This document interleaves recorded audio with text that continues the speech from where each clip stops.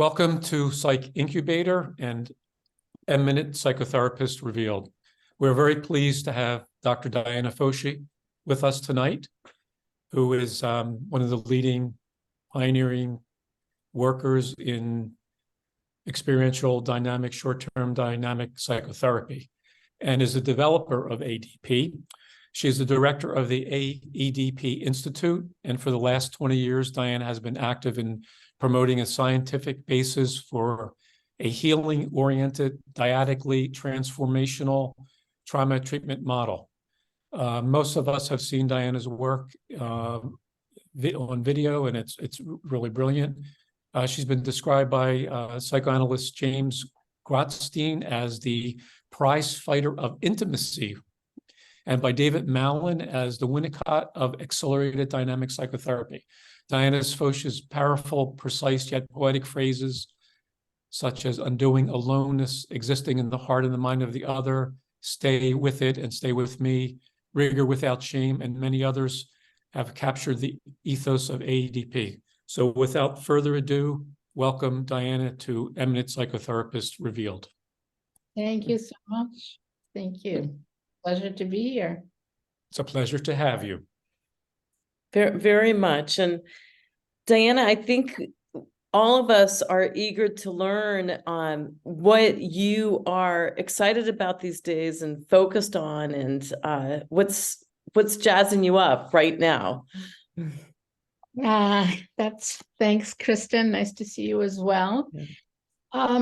I think a couple of things. I think sort of like the through line for me that sort of resulted initially in writing a book, and that subsequently led to the development of this model and it's being embraced and so on and so forth, was just a fascination with transformation and change processes, and particularly quantum transformation, not just slow, gradual, continuous change, but the kind of quantum change and the bigger shifts.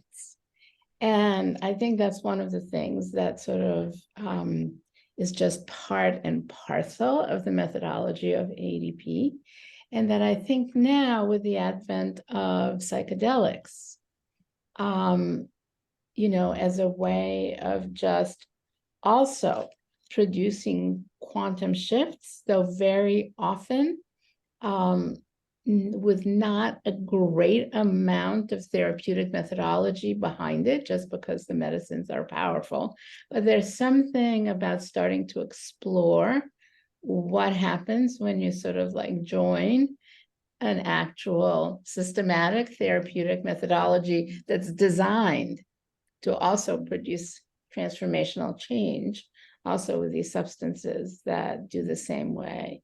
And kind of I think we're beginning to really explore that, possibly do a little bit of, hopefully, be engaged in a therapeutic project.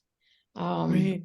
That's one of the things that's... So how involved are you with hallucinogenic treatment at this point? So, both myself and a bunch of my colleagues, ADP faculty colleagues, have done the MAPS training. Oh, wow. And can you tell for our viewers what the MAPS training is?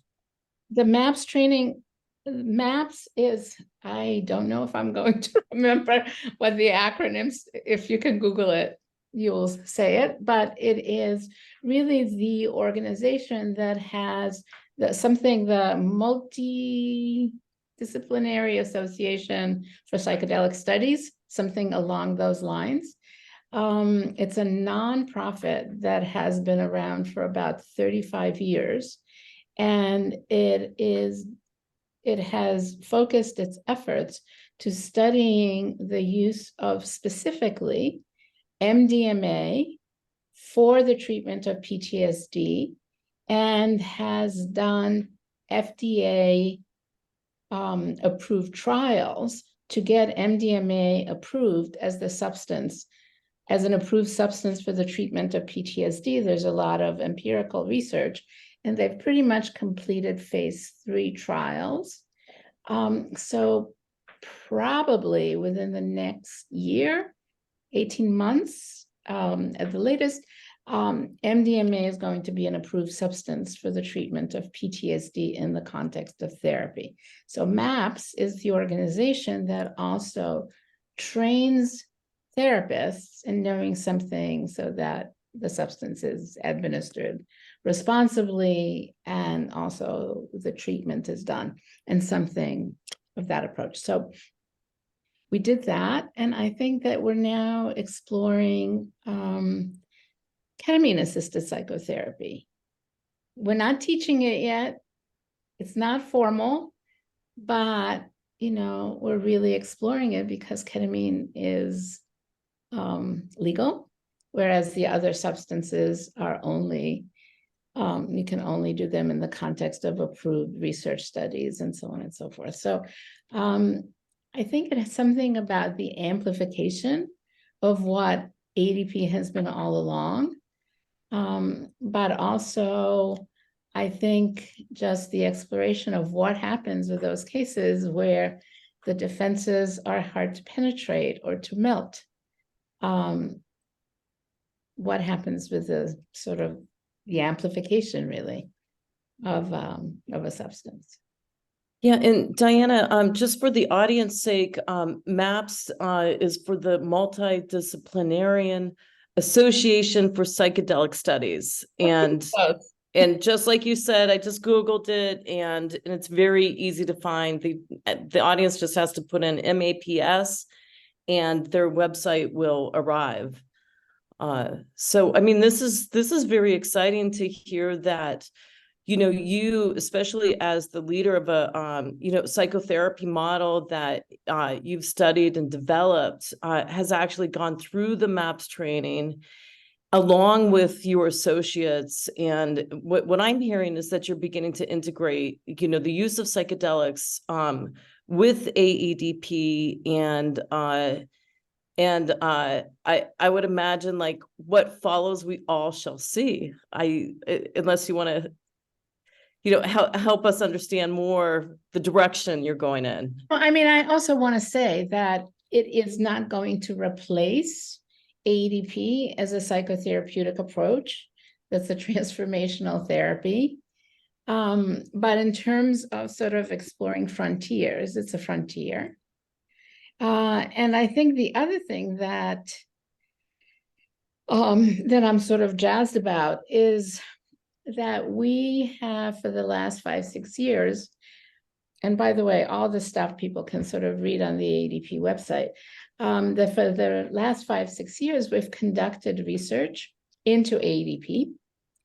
And in a funny way, in a way that both of you will appreciate, we've really sort of like gone back to the literally time-limited roots or ancestry of the approach, because if you're going to do psychotherapy, you have to have a beginning, a middle, and an end. You can't have treatments that go on indefinitely.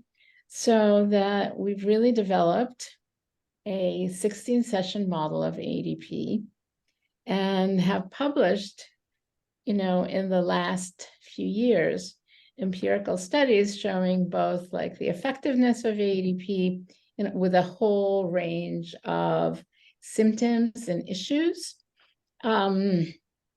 both the lowering of depression, interpersonal problems, maladaptive cognitions, etc., and heightening of self-esteem, self-reflection, flourishing, etc., etc., etc.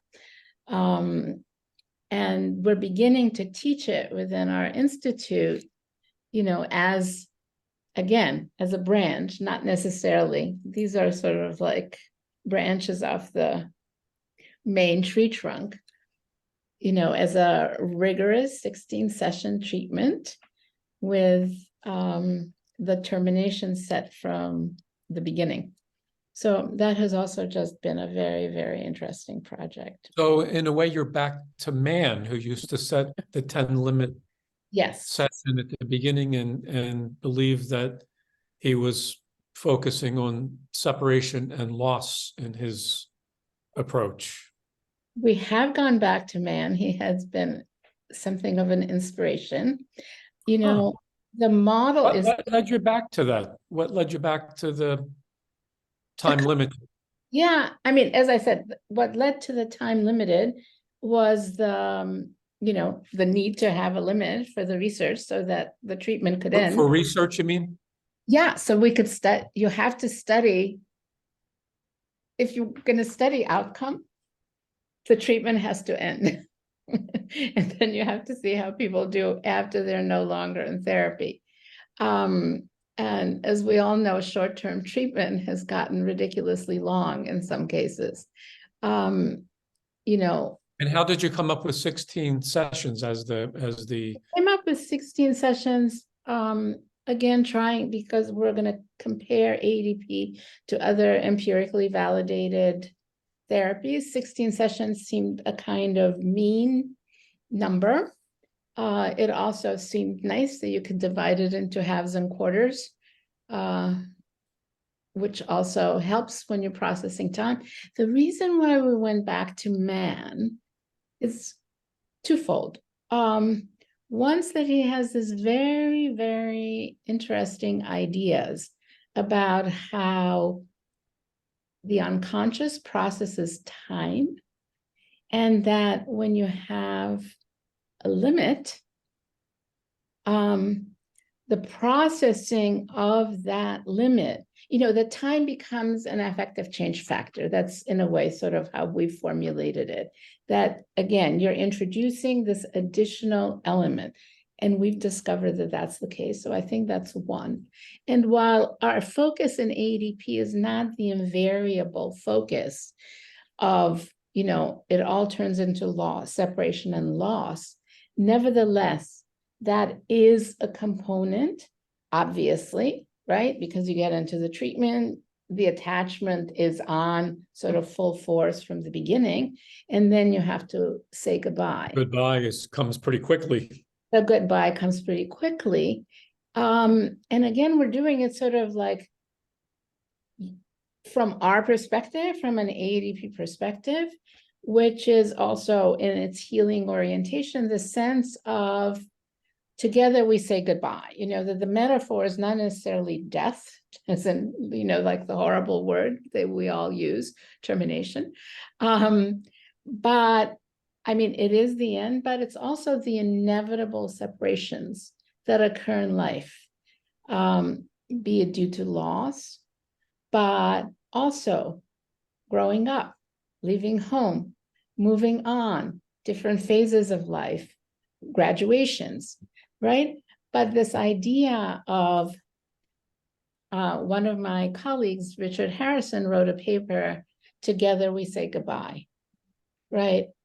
That people have often not had the chance to say proper goodbyes, and people often haven't had the chance to say proper goodbyes in an accompanied fashion, right? So it's not this kind of the trauma of unbearable loss, sort of The mutuality of mutuality, the accompaniment, the support, and the being able to actually process it, you know, and that much as in goodbyes, you know, it's about reviewing everything that we're losing, but also everything that happened and celebrating together what we've done together. So it's not just loss, but it's loss and triumphs. And well, it's interesting, Diana. I was going to ask you, like, when you were talking about quantum change and with AEDP and then quantum shift with psychedelics. I mean, I just Googled again, like quantum, right? What's the definition? And it's, you know, it has several definitions, but one of them is like required or allowed amount. And here you are, like integrating that into the, you know, actual structure of the psychotherapy with this branch of AEDP. Like this is a required or allowed amount, 16 sessions where we can come together, work together, resolve together, say goodbye together. It's very interesting. And that's exactly what happens with psychedelic treatments too. I mean, you meet together, you partake together, you experience together, you say goodbye together, and then life begins in a different way. Right. And then it's the process by which those more dramatic changes or big changes that occur as a result of these interventions, if you will, they're all interventions, need to be integrated into self. Right. Mm-hmm. And Yeah. and in that way, ADP has this very, very powerful integrative methodology, meta therapeutic processing, which I can just say a couple of words about. Maybe we'll talk. I think I have to slow down. Yeah. I mean, one of the things that I wanted to ask you, and also I'm sure the people that will be watching this will be interested in, is what distinguishes AEDP from other forms of emotionally focused therapy? What do you see as the secret sauce in a sense? Yeah, I appreciate the question, and it's not an easy question to answer, not because it's quite distinct, but there are many different aspects. So I'm really just going to focus on 2 or 3 things. But that I would say that from the beginning, that by healing oriented, what we really mean is that rather than being sort of rather than being having the perspective from psychopathology, everything that's wrong with a person, and they come to therapy and we're going to help them fix it, or we're going to help them change, or we're going to help them heal. But in essence, something is wrong, and focusing on what's wrong. From the beginning, we really focus side by side with it on what's right, the healing within, and start to work with it from the beginning. And also start to work with it as an experience, not just, oh, look at you, at your resilience, that's admirable, but, sort of take that sense of the healing within, and we call transformance, this kind of drive towards healing and self-repair, and bring it to the fore, but also work with it experientially. So I'd say that's the first thing. The second thing is that it's sort of radically relational, in 2 ways. One is this idea that we have that aloneness, unwilled and unwanted aloneness, is really at the core of psychopathology, is at the core of what's traumatic for people. So that from the beginning, there's this kind of, again, from session 1, from minute 1, this seeking to co-create a relationship where the patient has an experience that their aloneness is undone, that they're not in this alone, right? And again, we work with it relationally and experientially, right? That's the second part of it. And third is what I started to talk about, which is metatherapeutic processing, which is that when we've done our thing, we've processed an emotion to completion, we've done some trauma processing, we've really sort of restructured defenses and gained access to affect and worked it. And we get somewhere at the end of the wave, the end of the positive wave. Rather than that being the end of that process, that's sort of the beginning of the next phase. We really work experientially with that. Yeah, I see somebody I know. What a deal. What a deal. Hello, Michael. Fortunately, Well, Michael, while you're setting up, I'm going to ask the question that I've always wanted to ask Diana.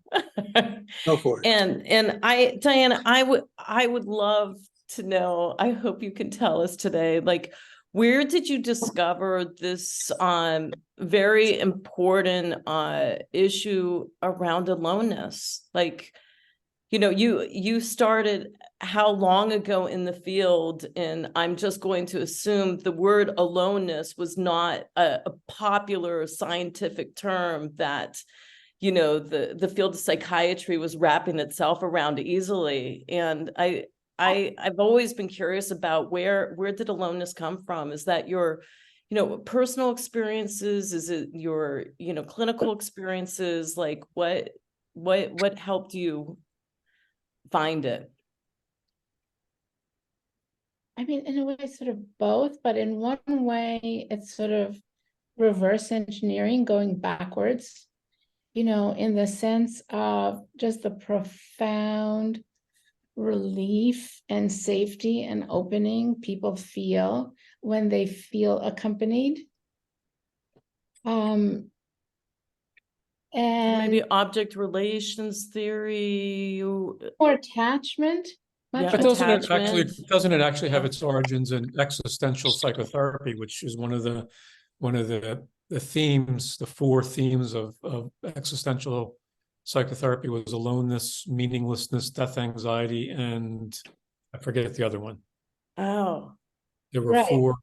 Yes, but again, it wasn't a kind of an importing of, but rather finding resonance with. And I think the closest is really sort of like in that sense of, just what I was beginning to say to Kristen, of just the profound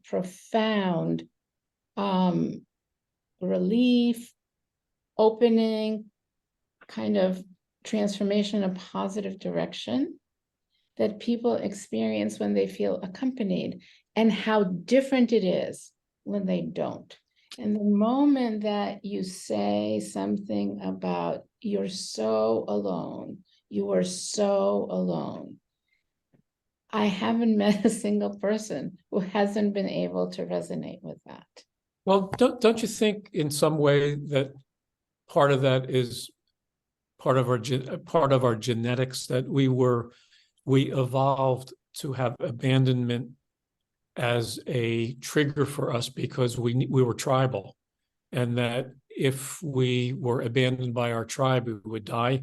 And so we have become, over this development of our species, the evolution, we become, I think, genetically encoded to be frightened of abandonment and seeking attachment, obviously, but the seeking of attachments on the one side of the drive, and the terror of abandonment just seems to be a common theme for all human beings, that the worst thing for human beings is to be put in isolation, solitary confinement. Right. Right.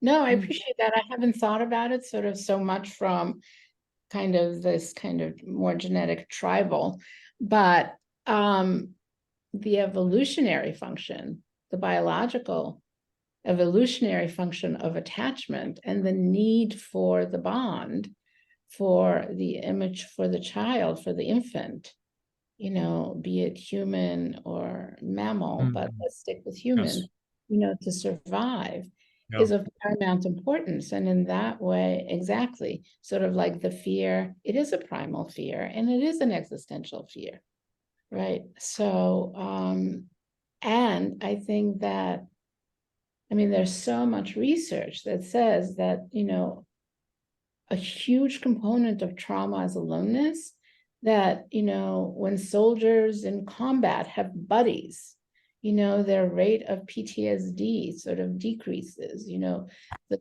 kids who, were separated from the parents in the Holocaust, again, when they were with a sibling or they had a buddy, or the sense of trauma is so, relatively speaking, diminished. So I think also the linking of aloneness.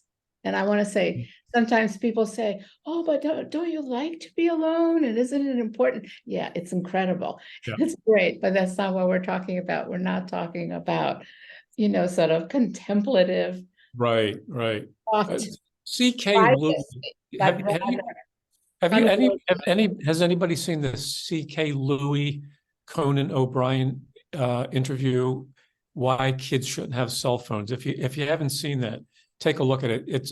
It's brilliant because he talks about how we cannot stand, we would drive around texting because God forbid we're alone with ourselves in the car for a couple of minutes without being distracted from our existential, he was talking about the existential howling of Bruce Springsteen when he does that jungle song and he's howling and it's so primal. But I think you're onto something really important here and articulating it in a way that I think is very useful. But what do you think the obstacles for us human beings are to this natural growth, healing force inside us that you talk about? What are the obstacles that you see commonly in your work to that sort of more natural? And let me just add, after answering that, if you could go back to this moment where you say you're so alone or you feel so alone, because I think that's where you touch on the chords. And it's, I didn't mean to break in here, but I'm kind of a fifth wheel, so I wanted just to get there. Break in. Nice to hear your voice and see you, Michael. Thank you. Yeah. Thank you very much. It's wonderful to see all you guys in this group.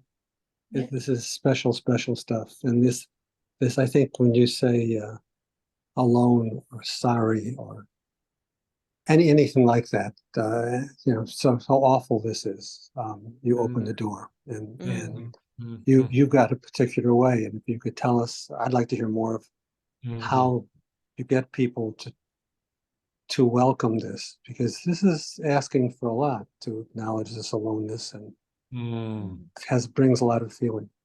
Yeah. Again, I do it from togetherness. Mhm.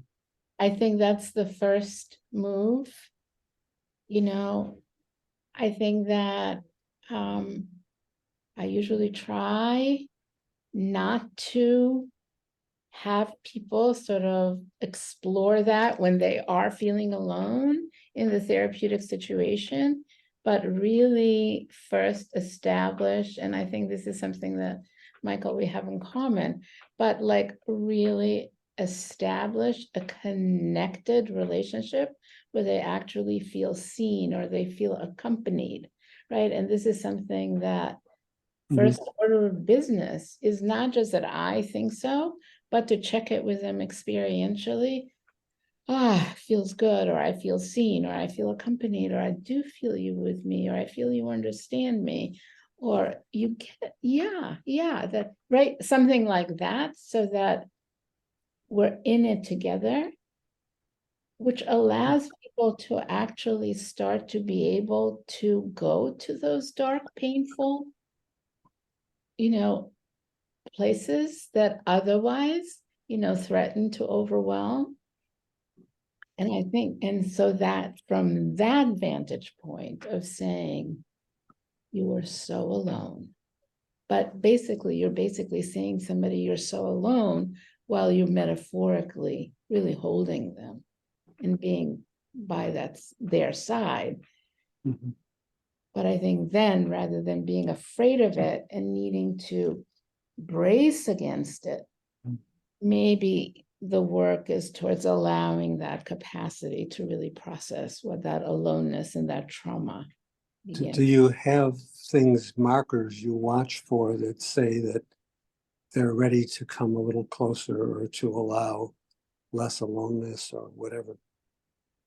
Again, I would think that that's sort of that we share that, but it has this sense of, defenses starting to part and people becoming embodied, so that they're not just telling a story that's a narrative that maybe they've told that story many times, but that as they're sharing a memory or an aspect of their history or something that comes up for them, it's really, I feel it.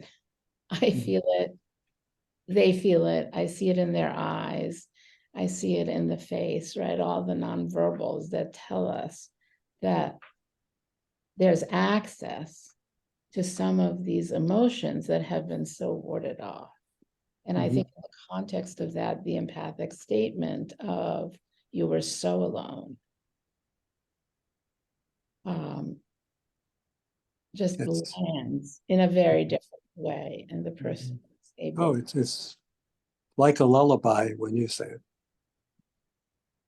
It reminds me of one of my favorite writers that I discovered from the 1950s, Andre Angel, who is pretty undiscovered. In one of the books that he wrote, he made the statement that we do not exist until we're located, or unless we're located. And the act of location, I think, is what you're talking about, to actually attune to and locate someone in a way that they are seen. And once that happens, to get them to reflect on it. So not only do they feel it in the moment, but you sort of like get it also through their prefrontal Right? cortex. Isn't that what Fonagy calls mentalization? Calls it mentalization, but I think I prefer to keep it a little more embodied, which is why I love mentalization as a term. Yeah. Because it's really, yes, it's bringing the mental aspects, but it's so, what's key is that it's Visceral. the body. Somatic, visceral, yes. Yeah, yeah.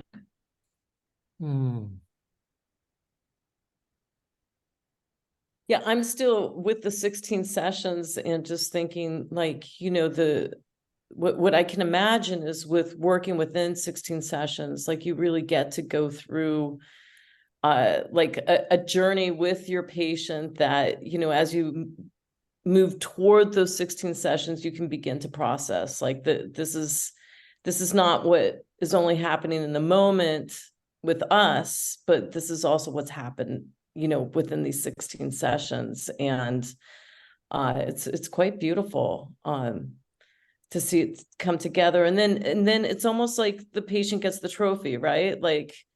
This is my experience, my 16 sessions. This is like what we explored together. This is my opportunity to not feel alone, to not be alone. And it, I would assume, prevents the possibility for those patients who never get that success, right, of being able to end a treatment, being able to say goodbye. So Yes, very beautiful. you know, and I think that, go ahead, Jeff. Oh, no, go ahead. Finish what you're going to say. No, what I was going to say is that that's where I think that the attachment perspective, right, of internalizing the bond, internalizing the dyad, right? The children, you know, like 1-year-olds and 2-year-olds sort of scream their head off when mommy or, you know, when the parent leaves the room, you know, because it hasn't yet been internalized. But with development, we're able to keep that internally. And I think it's the same with therapy, of being able to simultaneously grieve the loss, the actual loss of being together in that way, but also keep it inside, right? That's how children leave home, and that's how kids go to college. And that's also how we say goodbye to loved ones when they die. It's not just the loss, but it's a way of really accessing the internalized aspects of the relationship and keeping them with us. So that's what I mean, that, you know, going back and reading Mann, you know, 1970s James Mann, and he's terrific, by the way, you know, where he does focus on separation and loss and the essential pain in people's lives. And we do all of that, but we do the other side too, right? Which is the togetherness and this kind of internalized accompaniment where you can take me with you. You know, like the attachment doesn't end when you leave home. The attachment doesn't end. Diana, what do you see as the contraindications for a time-limited approach of that nature? let's see, what are our exclusionary criteria, our exclusion criteria are, active suicidality, somebody who is in a crisis or there's domestic violence, right? Those are not situations that you can say, okay, we're going to end no matter what. Sort of more diagnostically, I think people with psychotic disorders, impulse disorders, and Complex PTSD. yeah, no, definitely PTSD is an inclusion criteria. However, when you get sort of further out on the dissociative spectrum, no to DID in 16 session, though incidentally, we had somebody who, as often happens with DID, we didn't know that was really the case.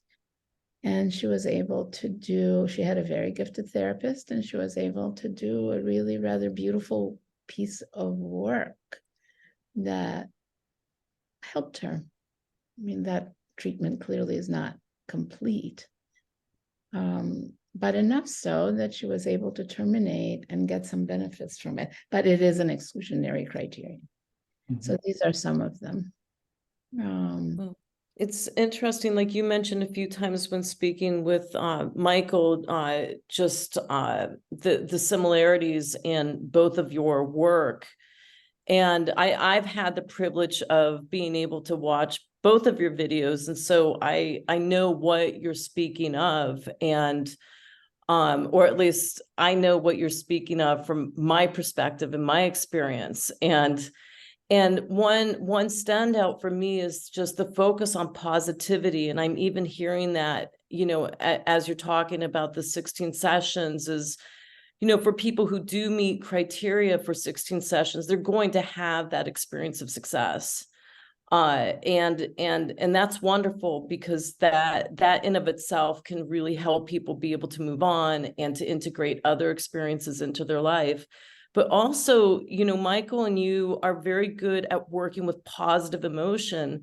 And I've always seen that as such a strength. And I remember in 2010, when I saw Jock Pangsep in Vancouver for the first time, and he, revealed the work that he was doing with, the emotion of play, and particularly as how it pertains to children who have ADHD, and it just goes on and on with him.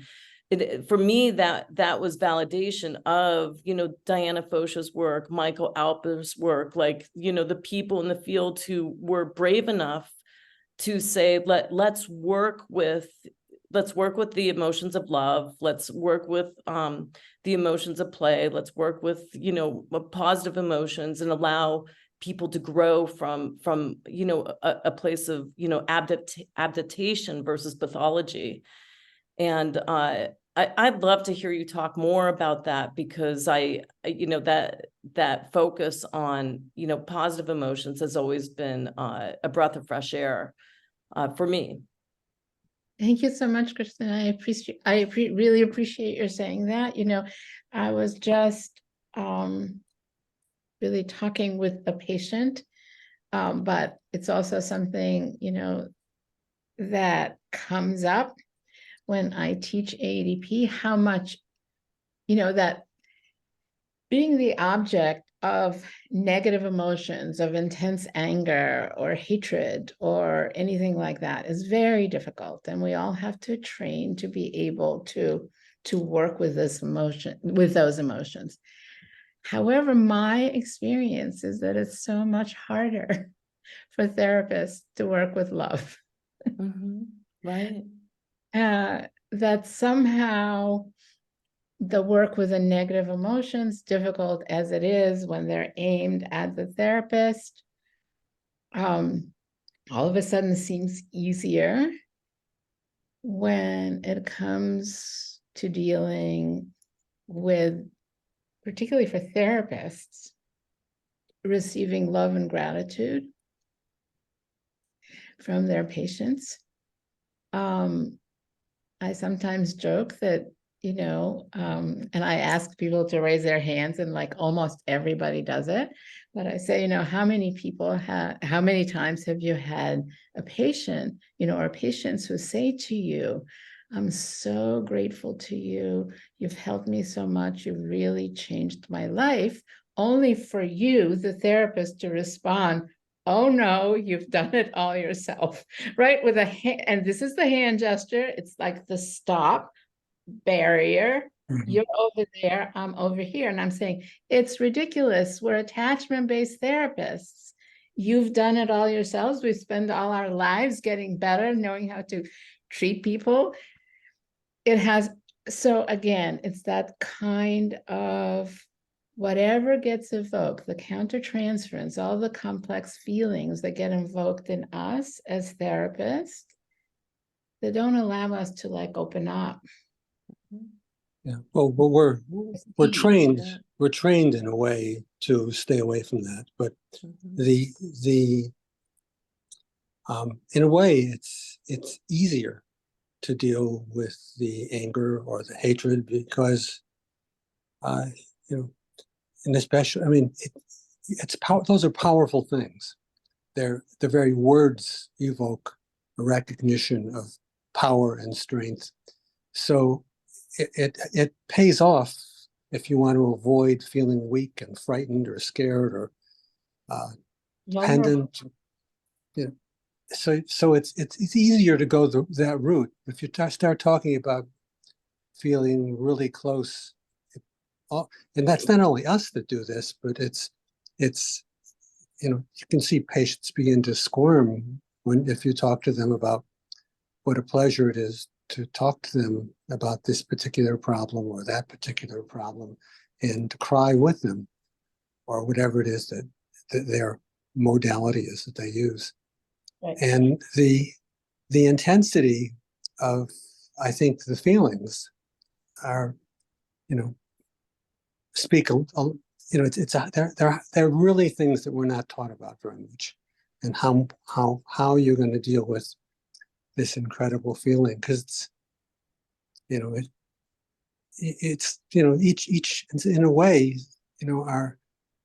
our patients are our children. We're raising them up, whether it's 16 sessions or a different number, and we want so much for things to work out, and they that can be harder for them than they realize. Certainly, it took me forever to get used to them caring that much, and then to realize that the same thing was going on with them that was going on with me. Right. So, yes. And of course that patients have tremendous difficulty with that, yearn for it, and then at the same time, squirm is the word, right? It's this sort of discomfort. I emphasize the therapist because we've all had so much therapy and we've all had so much training, and we love working with emotions so much. But these, when we're at the receiving end of love and gratitude, as well as offering and helping people take them, but when we're at the receiving end of it, I think, like Michael was saying, there's this enormous vulnerability. Right? It's not the sort of the strength of boundaries. You have to have really good boundaries when you're dealing with anger, and you're dealing, right? You got to hold the space, and you got to hold the process, and it's very just assertive, right? You feel strong. you got it. So Right. I would like to shift a little bit to why we call this Eminent Psychotherapists Revealed. And can you tell us a little bit about what got you into this line of work? What got you into sitting with people and their pain and their love day after day after day, decade? I mean, what? Tell us about it. Novels.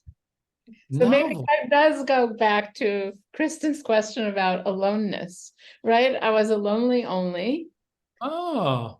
And, I just remember sort of as a kid, just reading novels. What And novel do you most sort of go back to and think that's where my career started? If there's one that you could share with us. well, there actually is, it's a French novel, and I don't know if I can speak about this without crying. Okay, That's you're okay. allowed. It's called Seul au monde, which is Alone in the World. Hmm. Very thick novel In French? in French. I grew up in Romania, so my second language is French, my third language is English. Ah. So it's the story of this little kid whose parents are too poor to raise him. So they basically give him to a traveling magician. Mhm. And it's a traveling magician with 2 dogs and a monkey.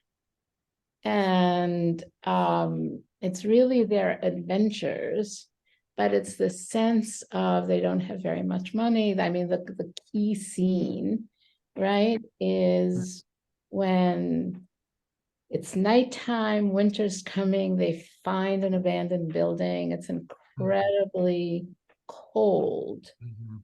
And the old man, the magician, whose name is Vitalis, right? Vitality or life or whatever, actually urges the dogs or the dog, the lead dog, to sleep on the chest of the boy so that he survives. Oh. So sort of saves his life. And Hmm. so this was like a huge, huge novel for me. I don't know, I was 9 years old. Mhm. Mhm. Yeah. Mhm. I actually found it in a bookstore, relatively recently. Wow. What's it bring back to you? Pardon? What's it evoke in you as you tell us about it? Well, I actually managed to say it without crying, so I'm glad of Mm. Why? that. But well, We'll cry without you. what? We'll cry alone. Yeah.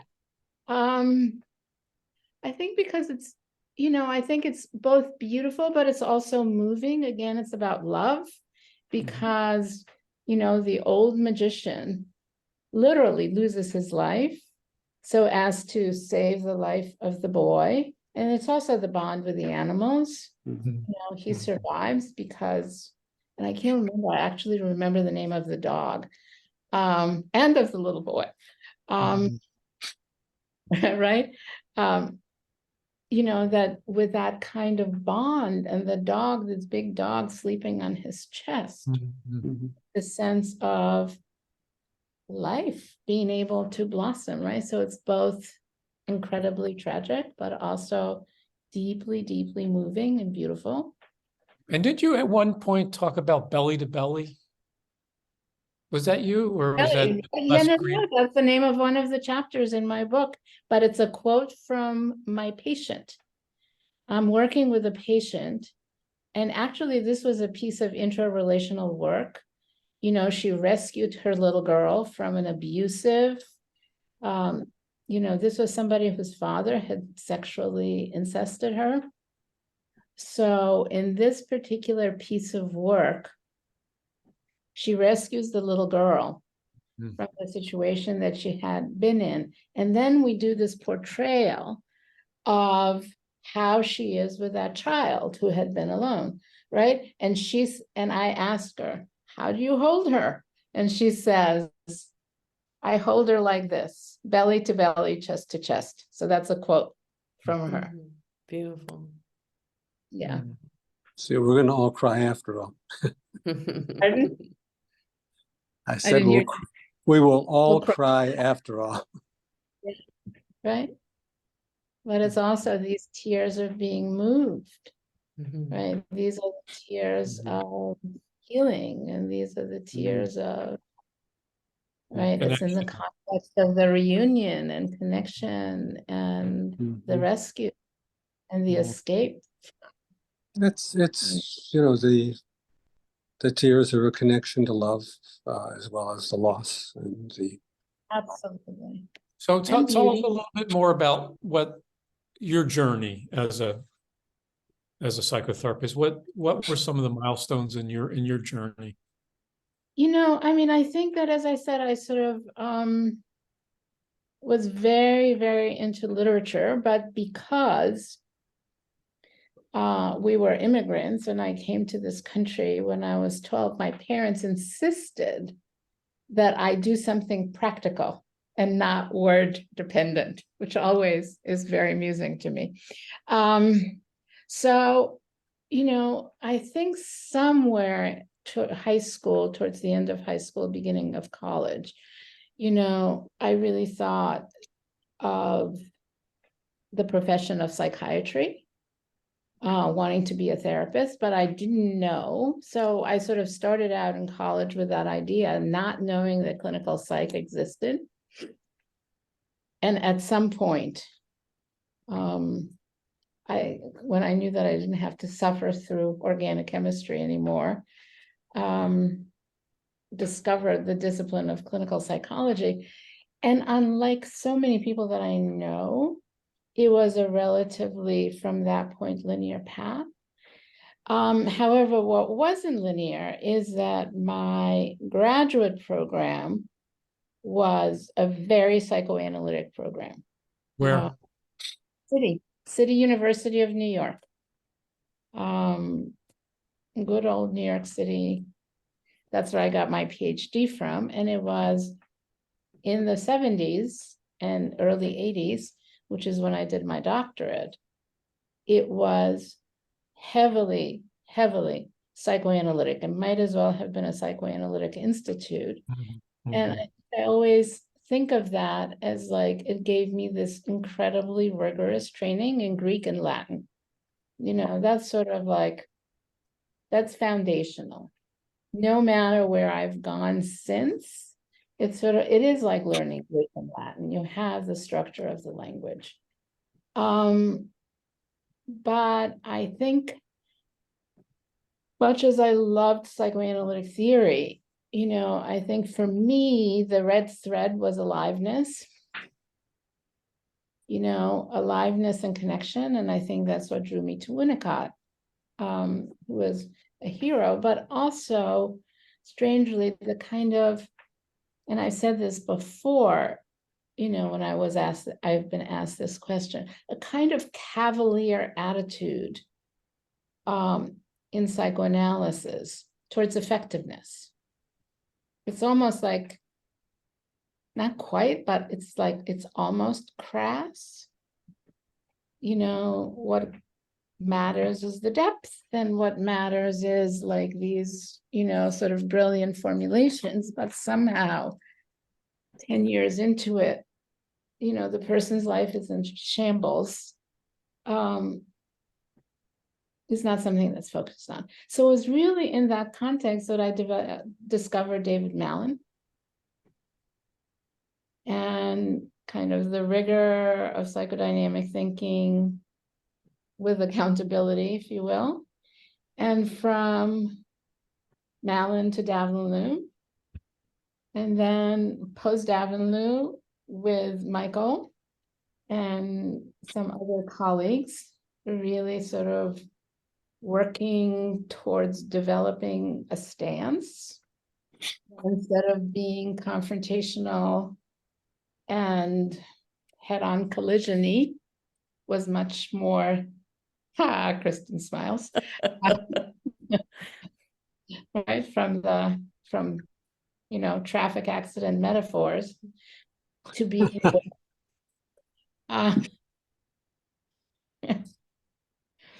and after that, for me, it was also sort of like folding in. I need theory. I'm not one of these C1, what is it? C1, do one. Do one, see one, teach Do one. one, right, or something like that. C1, do one, teach one. See one, I do one. need to understand, and to my mind, Davlin-Liu, no matter how brilliant the transformations were, there was no theory to account for transformation. So that sort of became my quest. that led to the first book, to The Transforming Power of Affect. And that was really bringing in the developmental relational psychoanalysis, and then attachment was big, and neuroscience revolution was beginning. So thus begins the second part of that tale, or the Mhm. yeah. So besides the hallucinogenic kinds of treatments that are coming out now, what else? Say Jackson, psychedelics. Let's say well, psychedelic. what other treatments? What other things in our field are captivating you? Well, I think that neuroscience has really been just has really revolutionized our understanding.